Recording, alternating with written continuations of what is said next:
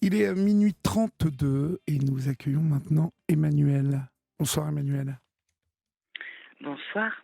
Bonsoir. D'où nous appelez-vous Emmanuel? La Rochelle. La Rochelle, d'accord. Et quel âge avez-vous? J'ai 50 ans. D'accord. De quoi voulez-vous me parler? Je voudrais vous parler de mon parcours avec mon futur ex-mari, qui a été dévastateur pour finir par être finalement ce qui m'a sauvé la vie, peut-être. Oui, c'est un peu Ça m'a l'air bizarre dit d'être comme ça. d'être, tout un programme. C'est un peu bizarre dit comme ça, c'est vrai.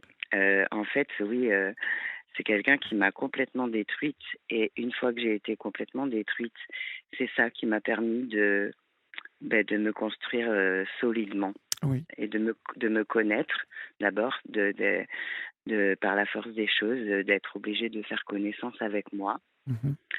Et j'ai découvert que, contrairement à ce qu'il m'avait enseigné pendant presque 20 ans, j'étais pas une si mauvaise personne. Au contraire, j'ai trouvé que, au fil du temps, je me trouvais de plus en plus chouette. Ouais. Voilà.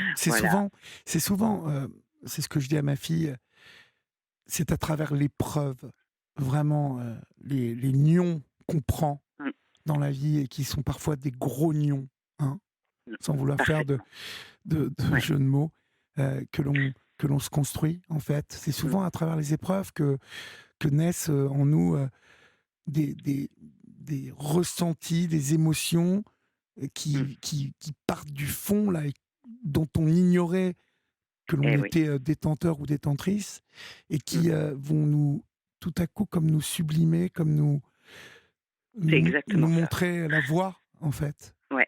Oui, oui, oui. Oui, Alors oui, cet tout homme, à fait.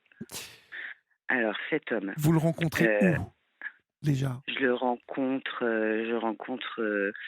sur Bordeaux.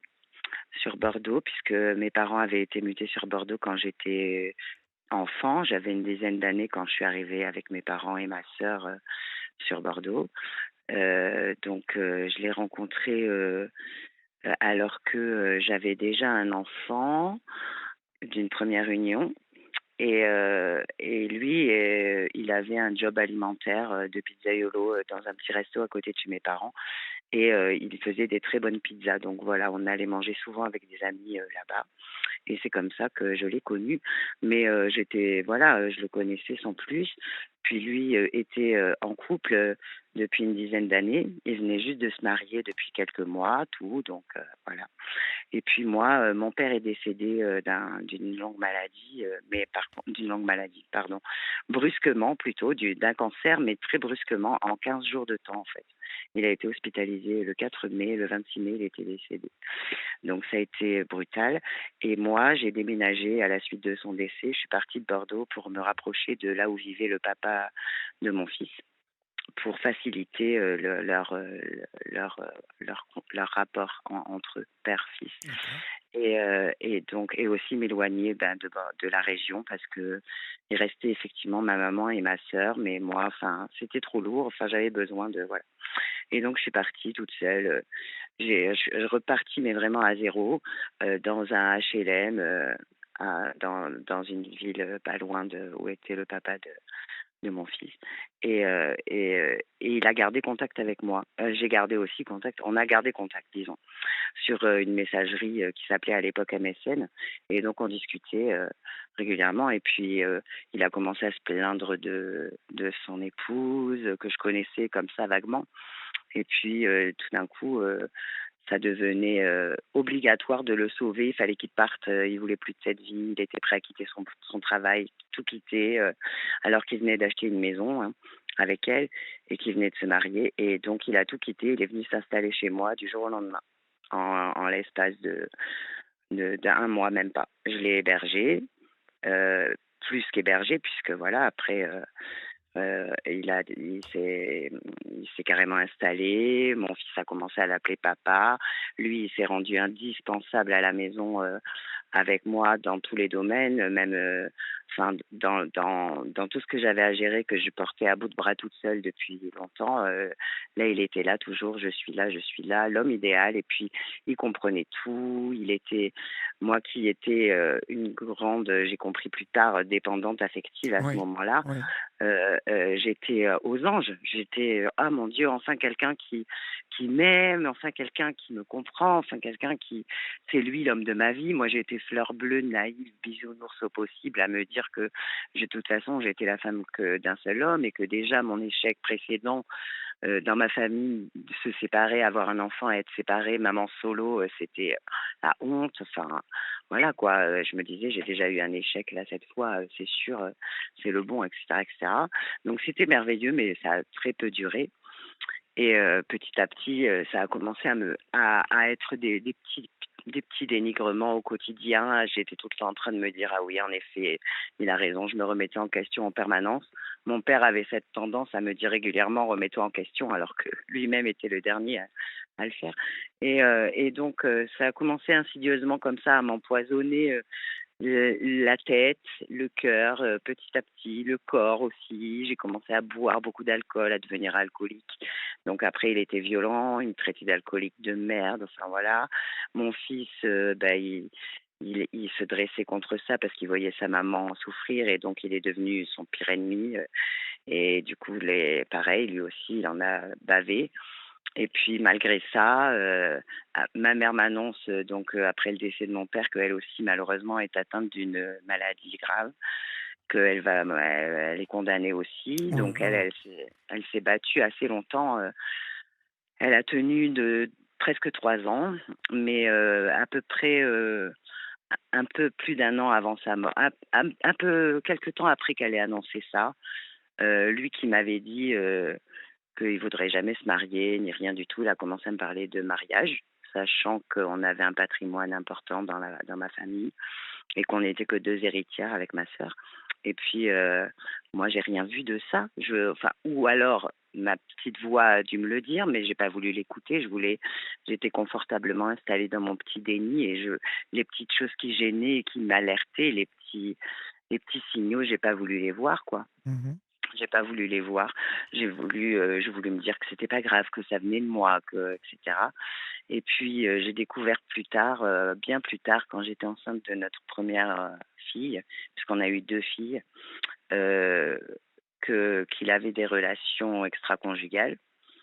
Et j'ai su encore plus tard que ça avait débuté, dès le début de notre relation, hein. Il a jamais été fidèle avec D'accord. des femmes, avec des hommes aussi, et Avec des notamment hommes avec un aussi? oui, femme, homme. J'espère qu'il s'est arrêté là. Après, il y a eu ce souci, donc quand j'étais enceinte de ma fille, où là j'ai découvert ça parce que il a eu une relation avec un homme qui était porteur du VIH. Oh là là. Et cet homme-là, donc lui a dit qu'il avait le VIH, et lui, il a été se faire prescrire une trithérapie préventive pour une durée de 1 mois, tout en continuant à avoir des rapports sexuels non protégés avec moi, qui était enceinte de notre Oh fille. là Et j'étais là. enceinte de 25 semaines, de voilà, presque 6 mois de grossesse. Et donc quand j'ai su tout ça, j'ai pas voulu y croire. Franchement, je suis tombée d'une montagne et j'ai développé un hydramnios. C'est un excès de liquide amniotique, très, très important. Et du coup, ma petite fille, elle était, comme dans une piscine olympique, en fait. Et surtout, ça risquait de la pousser vers la sortie plutôt que prévu. Donc j'ai été hospitalisée loin du domicile, pendant plus de 1 mois et demi, presque 2. Et pendant ce temps-là, bah, il a continué tranquillement. Heu, puisque j'ai découvert sur l'ordinateur après, les choses, alors qu'entre C'est-à-dire, temps, vous avez découvert quoi sur l'ordinateur? bah, des échanges, des conversations, D'accord. écrites, où il disait, à un des contacts, «Ouais, là, je voudrais bien venir, mais il y a son fils, beh, prends-le, on le mettra dans une pièce à côté, on lui mettra un jeu vidéo, et voilà, t'inquiète». Alors je sais pas, il m'a toujours dit qu'il n'avait jamais été au bout de ça, de ce jour-là, mais ça, c'est un parmi 10 000. Et en plus, quand j'étais à l'hôpital, a été diffusée, pendant mon hospitalisation, une émission à laquelle j'ai participé juste après avoir découvert tout ça, avec lui, à toute une histoire de Jean-Luc Delarue. Oui. Et donc c'était diffusé, alors que j'étais à l'hôpital et lui il parlait de ça en disant, parce qu'on a été reconnus, on était masqués et perruqués, mais on avait des lunettes de soleil et on a été reconnus parce que nos voix sont bien, Mais sont vous avez assez témoigné de quoi? atypiques. Vous avez témoigné de quoi? Ben, le fait que j'ai découvert que mon conjoint était homosexuel et lui, il débattait et il disait à Jean-Luc Delarue: «Non, moi, je suis pas homosexuel. Moi, je l'aime. Maintenant, je veux qu'elle me refasse confiance», patati patata, tout un cinéma. Ils ont fait un reportage à la maison, tout ça. Moi, j'étais là, quand je me revois cette émission, je me dis: «Mais quelle cruche!» Mais ça oui, c'est, Mais je l'aime, je disais: «Oui, je l'aime, j'ai envie d'avoir confiance en lui, je pense qu'il a besoin d'aide», enfin vraiment, ah oui, vous voilà. étiez complètement sous le Ah oui, oui. la Mmh. manipulation totale, J'étais donc? même prête à lui quand il m'a dit: Si jamais je suis contaminée, est-ce que tu vas m'aider? Est-ce que tu vas m'abandonner ou est-ce que tu me laisseras pas?» Et je lui ai dit: «Non, je te laisserai pas, je te soutiendrai quand même». Alors avec ce qu'il m'avait fait, j'ai accepté et ça c'est rien, ça c'était le début ça. Aujourd'hui notre fille elle a 15 ans, elle a une petite sœur elles vont avoir, enfin, la plus grande va avoir 15 ans au mois de juillet et la plus petite va avoir, 12 ans au mois de juillet aussi. Et j'ai du mal pour leur âge parce je les ai perdus et je ne les ai pas revus depuis, bientôt 2 ans. Vous Du les avez coup, perdus, enfin, dans quelles circonstances? eh bien, disons que, bon, les 17 années ont été un enfer, clairement.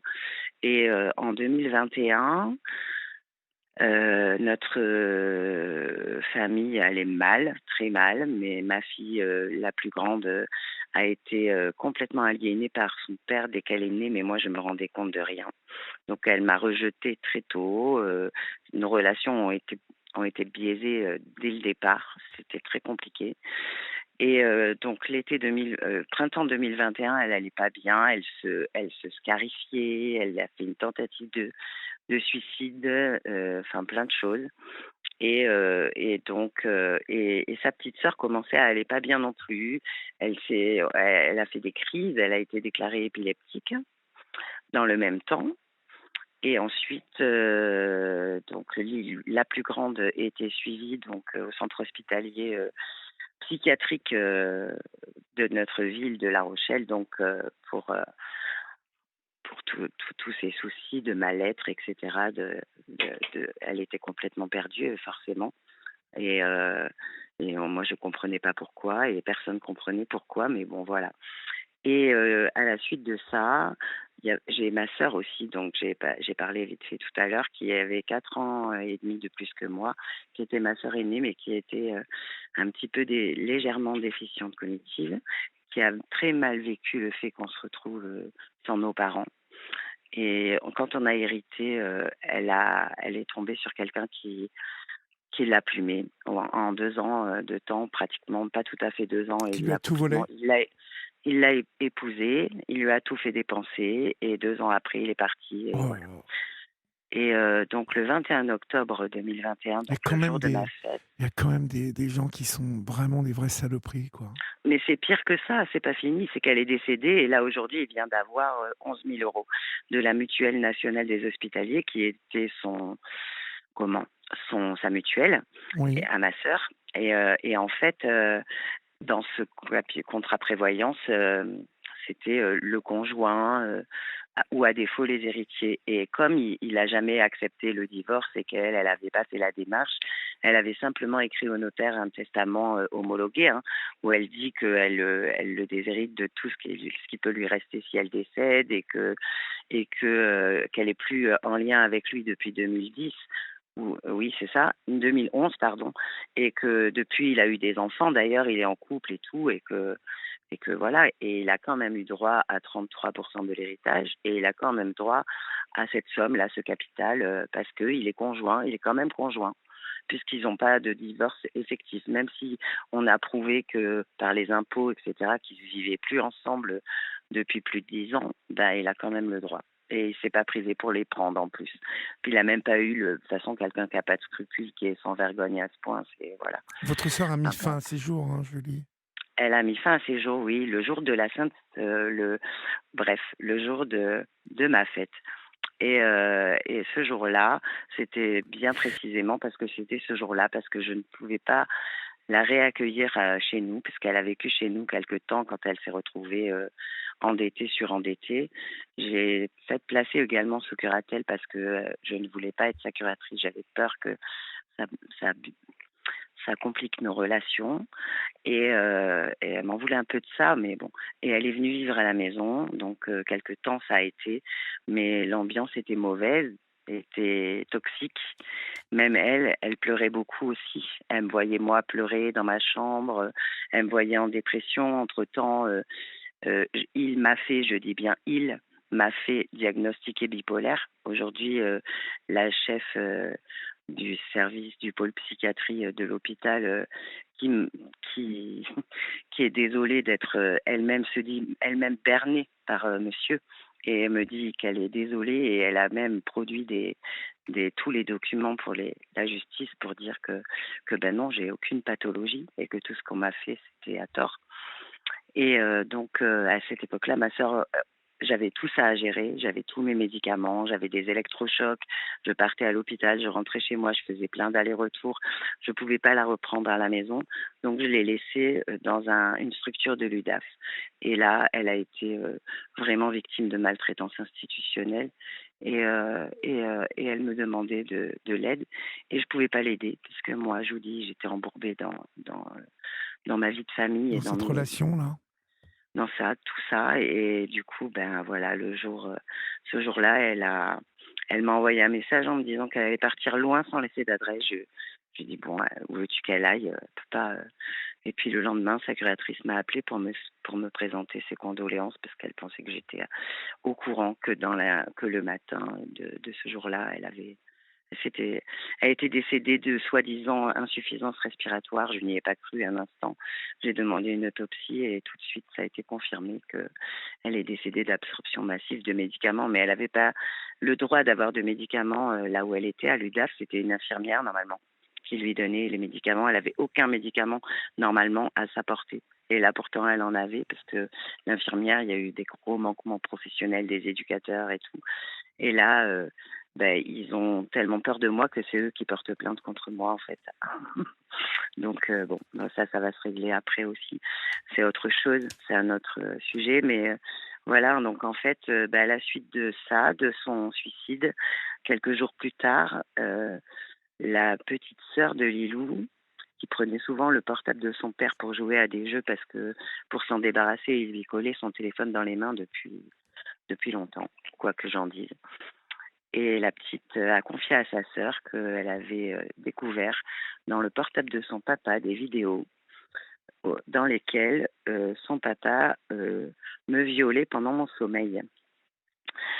Et donc, et la grande sœur, sa grande sœur, en même temps, je lui avais confisqué son téléphone portable pour d'autres raisons, parce que je voulais vérifier, elle faisait des bêtises graves et je voulais mettre fin à ça malgré tout parce que moi dans cette famille j'étais celle qui voulait poser un cadre à mes enfants et lui était le bon copain gentil et moi j'étais la méchante et puis surtout quand j'avais le dos tourné c'était bon elle est en crise alors quand tu rentres du collège tu montes directement dans ta chambre tu lui adresses pas la parole parce que sinon elle va encore péter les plombs et moi je te protège quand je rentre t'inquiète pas et à moi par contre il envoyait des SMS à sa fille de cet acabit tout en me disant à moi qui était face à lui on parlait de tout et de rien tout à fait normalement. Et c'était, il jouait double jeu, quoi. Et comme ça avec tout le monde d'ailleurs. Et c'est comme ça que sa famille m'a détesté sans me connaître. Il a distillé l'information que je pouvais pas les voir, etc. Et à moi, la même chose que eux pouvaient pas me voir. Enfin, il a fait en sorte qu'on se déteste sans se connaître. Et mes amis, il a fait en sorte que je décide de ne plus les côtoyer, que finalement, c'était pas si bien, c'était pas des amis. Et puis petit à petit, ça a été un vide autour de nous. Il n'y avait plus que lui qui me contrôlait, il n'y avait que lui qui disait qu'il pouvait me supporter de toute façon, etc., quoi. Et donc, ce soir-là, je lui ai quand même confisqué son portable contre tout, en mettant toute la famille contre moi.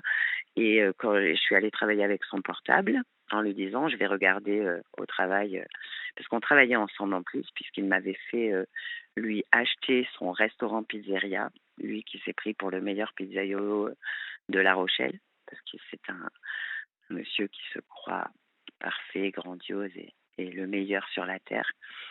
Et au final, aujourd'hui, j'ai tout perdu et en plus, j'arrive même pas à vendre mon affaire parce qu'il a saboté l'entreprise pendant 5 ans. En 5 ans, il a réussi à faire de À ce truc un l'endetter? truc, un truc négatif. Et alors, je vous dis pas les dettes qui vont me tomber dessus. Et donc, Comment vous avez réussi à le quitter, cet homme? comment j'ai réussi? Ben justement, le restaurant, déjà pour commencer, je lui avais en plus bien gentil. Quand on a signé, c'est moi qui ai tout payé, bien sûr. Il avait pas d'argent et il avait des dettes d'ailleurs de son ancien mariage, de son ancienne maison là, et qui court toujours, Moi, on m'a saisi plusieurs fois, j'ai donné plusieurs parties, mais il reste encore beaucoup. Et moi, voilà, c'était pas mes dettes. Après tout, j'étais même pas obligée.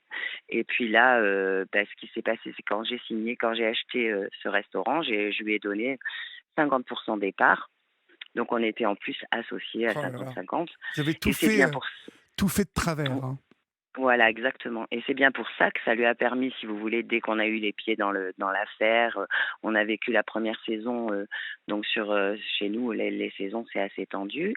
Ça s'est bien passé. Et puis à la fin de la saison, il avait envie de prendre les rênes. Il avait envie de prendre le contrôle, encore plus, de tout. Et surtout du restaurant, parce qu'il considérait que c'était lui le chef, lui le meilleur pizzaiolo, lui le patron, et que c'était à lui de gérer tout. Et pour ça, il fallait me mettre hors d'état enfin, il fallait me, comment dire, Bah, vous détruire.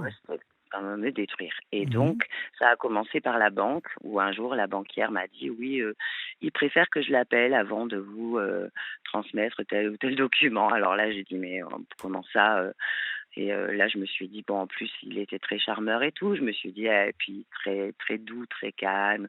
Je me suis dit, peut-être qu'elle s'est dit que moi, j'étais un peu plus, je suis un peu plus, comment dire, d'ailleurs, ça m'a beaucoup desservi, ce tempérament un peu trop emporté, on va dire, et un peu trop intense. Il nous Voilà, on va reste dire comme 4 ça. minutes, Emmanuel, hein, je vous le dis. Ouais. Ça Ah. passe vite, Et ça fait enfin déjà bref, en gros, il m'a discrédité un peu partout et jusqu'à me faire interner et me faire passer pour bipolaire pour pouvoir prendre le contrôle sur tout, et c'est ce qu'il a fait. il Et en vous a 5 fait ans, interner? oui, oui, j'ai été internée, j'ai été diagnostiquée bipolaire, j'ai subi de la sismothérapie, des électrochocs, des médicaments à n'en plus finir, à des doses phénoménales. Et lui a trafiqué les doses puisque c'est lui qui était chargé de m'administrer les médicaments à mes retours à domicile le soir, puisque j'ai passé carrément 1 an sans pouvoir me lever de mon canapé. Je faisais le canapé, le lit, le canapé, le lit, et je disais mais c'est pas possible. Et en mai 2021, j'ai voulu tout arrêter, mes médicaments. Alors je précise que je conseille à personne de faire ça. C'est très très dangereux. La psy, quand je lui en ai parlé, elle était contre, absolument contre. Je l'ai fait quand même. J'ai été très malade pendant presque 1 an. Mais en tout cas, quand je l'ai fait et qu'il a vu que même malade et même nauséeuse, même tremblante, même tout ce que vous voulez, dans un état pitoyable, je ne lâchais rien. J'ai vu dans son regard un regard de fou et de méchant, de haine. Et là, j'ai dit, lui, il n'est pas bienveillant, lui, il t'a jamais aimé, lui, il veut vraiment ta mort. Oui. Et là, j'ai compris ça, ce printemps-là. Et donc, mes filles, quand la petite a dit à la grande, elles ont fugué, elles se sont barrées. Lilou a été dire que sa mère, elle avait découvert des trucs dans son portable, qu'elle allait la tuer, etc. Enfin bon, ça a pris une ampleur phénoménale. Le flic qui les a reçus, il se trouvait que c'était quelqu'un qui allait partir à la retraite, qui en avait un peu rien à faire, un samedi soir d'Halloween à 22 heures. Donc, il a appelé le parquet. Elles ont été placées directement en foyer. Je les ai pas revues depuis. Oh là là. Sauf une ou deux fois la plus grande, parce qu'elle a fait des fugues, qu'à chaque fois elle s'est réfugiée vers moi parce que son père était indisponible, et qu'à chaque fois ça s'est retourné contre moi. Du coup, je me suis retrouvée avec l'aide sociale à l'enfance contre moi. Lui s'est mis dans la poche la référente ASE, effectivement. Donc, Et où il est est-ce que en vous passe êtes là maintenant. maintenant? Où est-ce que vous êtes maintenant? Maintenant, je l'ai fait partir, donc, parce que j'ai réussi à récupérer. paierai mes parts. J'ai réussi à lui faire prendre un appartement parce que il est parti vivre chez plusieurs femmes en couple, mais ça n'a pas marché. Et quand il a eu cet appartement, ben, j'ai réussi à un peu me je lui disais: «Oui, oui, on va rester ensemble, mais de loin en loin». Et puis au final, dès que j'ai pas donné signe de vie pendant, 2 semaines, il avait quelqu'un d'autre déjà. Donc là, il vit en couple, donc c'est pour ça que j'ai réussi à m'en débarrasser. Le restaurant, je l'ai licencié puisqu'il m'avait rendu mes parts et je lui avais dit que c'était pour la retraite et cetera, et j'avais réussi à lui faire un contrat, un CDI de simple salarié, et je l'ai licencié pendant sa période d'essai. Et quand il a été licencié, je l'ai fait quitter son poste de force, pour fermer le restaurant et pour pouvoir vendre. Sauf que maintenant, il a fait tellement d'obstacles à la vente. Bon, je vous raconte pas les détails, mais il m'a empêché d'avoir accès aux documents, etc. De sorte que je n'ai pas pu vendre et qu'aujourd'hui, ça vaut plus rien, tout simplement. Même le matériel, par le matériel, peut-être que je vais sauver, mais j'ai des dettes phénoménales depuis parce que j'ai pas pu payer le loyer du restaurant, entre autres, etc. Enfin bref. Et du coup, voilà, mais au moins j'en suis débarrassée plus ou moins, parce que lui, pour l'instant, il va récupérer ses enfants dans un an. Là, on vient de passer en audience au mois de mai. Il devrait récupérer ses filles de bientôt. Moi, il m'a remplacée. La dame, elle a étonnamment, la pauvre dame, elle est maman solo avec un fils qui a 10 ans, pas 6 mais 10, mais voilà. Son papa vient de mourir aussi, et elle est prête Oui, à mais tout il pour. recommence, il recommence avec une autre.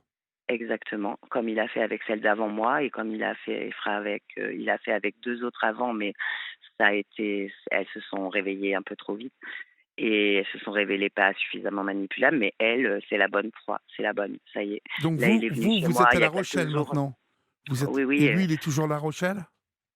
enfin moi je suis un peu plus éloignée de La Rochelle, lui est toujours à La Rochelle, chez elle, et donc il est venu il y a quelques jours récupérer l'ensemble du reste de ses affaires avec la voiture de sa nouvelle compagne, parce que lui n'a pas de voiture, c'est un gigolo en fait, c'est en Bon, plus, mais vous n'êtes et pas voilà. marié avec lui, vous n'avez plus rien à voir avec lui, Ah si, là? je vais divorcer pour faute, je porte plainte aussi pour viol, c'est en cours d'investigation là, il y a une enquête en cours, il risque les assises, il le sait, hein. Bon, Donc voilà. bah écoutez, Emmanuel, c'est digne d'un film, hein. Vous pouvez, Oui, mais je, je suis en train d'écrire je sais. ma biographie aux Eh ben, éditions Europe Livre, vous, dans le projet Chronos. vous me Voilà. tiendrez au courant de l'écriture de ce livre, et puis Oui, quand il bien sera sûr. écrit, on vous recevra à nouveau, d'accord? Entendu, avec plaisir. Courage à vous, hein, et Merci. vous ne replongez pas une nouvelle fois. Maintenant, vous tenez Non, le bon bout. cette fois, ça y est, Faut se je suis battre. sauvée. Bon, je vous embrasse et bon courage à vous. Merci Olivier pour tout ce que vous Je faites vous en pour. prie. Au revoir, Emmanuel. Au Au revoir, revoir. à Au bientôt. revoir. Chers amis, c'est la fin de votre libre antenne. J'espère que vous avez passé un moment particulier. On se retrouve toute la semaine, bien évidemment, jusqu'à jeudi. Donc nous allons passer du temps ensemble. Et puis comme vous le savez, je vous l'ai dit, à partir de la rentrée, nous serons à nouveau ensemble. Donc la vie est belle. Dormez bien, faites de beaux rêves. N'oubliez pas qu'ici, sur Europe 1, on vous aime. Et on se retrouve tout à l'heure à 23h. Salut, 23h. Salut, 23h. Salut, 23h.